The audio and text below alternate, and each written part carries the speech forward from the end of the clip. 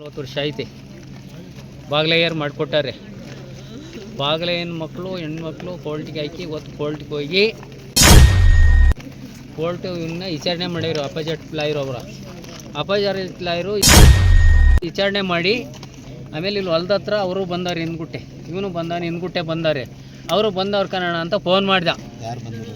ಮಲ್ಲಮ್ಮ, ಮಾದೇವಮ್ಮ, ಮಾದೇವಮ್ಮನ ಮಕ್ಕಳು ಹರೀಶ, ಪ್ರಕಾಶ, ಆಮೇಲೆ ಮಲ್ಲಮ್ಮನ ಮಗ ಮಾದೇವ, ಇವರೆಲ್ಲ ಬಂದವ್ರು ಕನ್ನಡ ಅಂದ.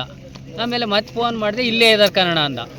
ಮತ್ತೆ ಸುಮಾರು ಹೊತ್ತಿನ ಮೇಲೆ ಫೋನ್ ಮಾಡಿದ್ರೆ ಫೋನ್ ನಾಟ್ ರೀಚಬಲ್, ಫೋನ್ ಇಲ್ಲ ಅವನು.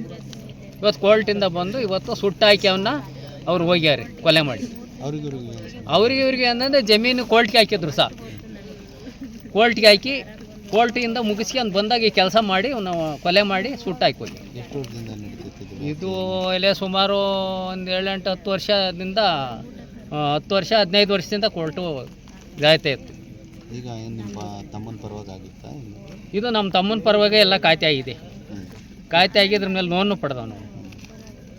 ಇಂಜೆಕ್ಷನ್ ಆರ್ಡ್ರು ಇದೆ ಇದರಲ್ಲಿ. ಅಂತೂ ಬಂದು ಗಲಾಟೆ ಮಾಡೋರು. ಗಾಡಿ ಹೋದ ತಿಂಗಳಲ್ಲಿ ಬಂದು ಕೋರ್ಟ್ ಮುಗಿಸ್ಗೆ ಬಂದಾಗಲೂ ಗಲಾಟೆ ಮಾಡ್ಯಾರ ಇವನ ಮೇಲೆ.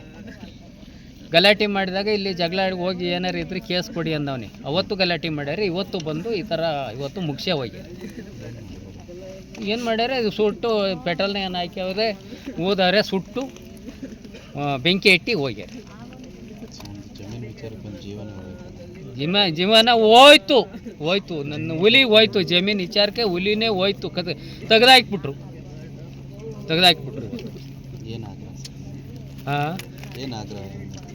ಏನು ಆಗ್ರಹ ಅಂದರೆ ಸರ್, ಇನ್ನೇನು ಇದು ಜಮೀನು ವಿಚಾರಕ್ಕೆ ಕೋರ್ಟ್ ನಡೀತೈತಲ್ಲ, ಇವ್ನು ಕೊಲೆ ಮಾಡಿಬಿಟ್ರೆ ಇನ್ನೇನು ನಮ್ಮಂತೆ ಸ್ವಾಧನೆ ಮಾಡ್ಕೋಬೋದು ಅಂತ ಕೊಲೆ ಮಾಡ್ಯಾರ. ಅವರಿಗೆ ಮರಣದಂಡನೆ ಶಿಕ್ಷೆ ಆಗಬೇಕು. ಹಿಂಗೆ ಮಾಡಿದರೆ ಮರಣದಂಡನೆ ಶಿಕ್ಷೆ ಆಗಬೇಕು. ಸಂಬಂಧಿಕರು ಅಂದರೆ ಅವ್ರ ದೊಡ್ಡಪ್ಪನ ಮಕ್ಕಳು ಸಂಬಂಧಿಕರೇ ಮಾಡಿರೋದಿದ್ದ.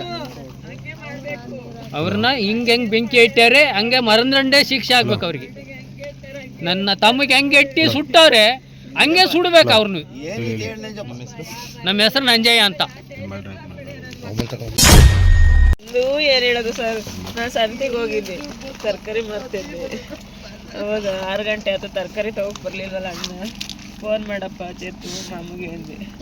ಮಾಮಗೆ ನಾಟ ಚಬಲ್ ಗೊತ್ತೈತಮ್ಮ, ಫೋನ್ ಹತ್ತಿಲ್ಲ.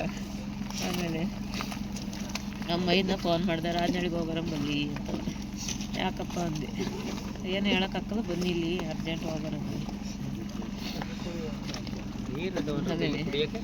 ತರಕಾರಿ ಎಲ್ಲ ಬ್ಯಾಗೆಲ್ಲ ಕಟ್ ನನ್ನ ಬಸ್ ಸ್ಟ್ಯಾಂಡಿಗೆ ಬಂದು ಅಳ್ತೈತಿ.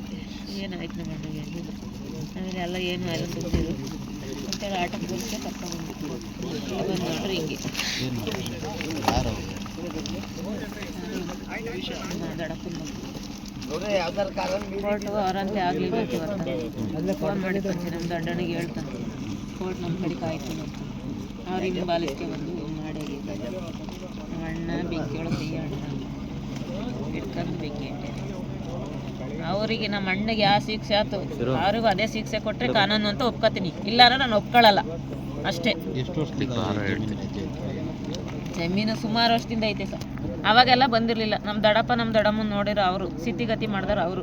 ನಮ್ಮ ದಡಪ್ಪನ ಮಗ ಬಿದ್ದ ರೌಡಿಜಮ್ಮ ಅವನ್ನೆಲ್ಲ ಹೋದ ಅವ್ನು ಪತ್ತಿಲ್ಲ.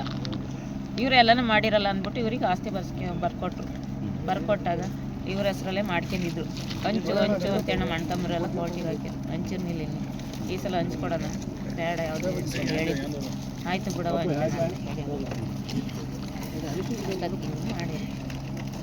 ಅವ್ರಿಗೂ ಹಿಂಗೆ ಬೆಂಕಿ ಇಡ್ತೀರಾ ಬಿಡ್ತೀರಾ?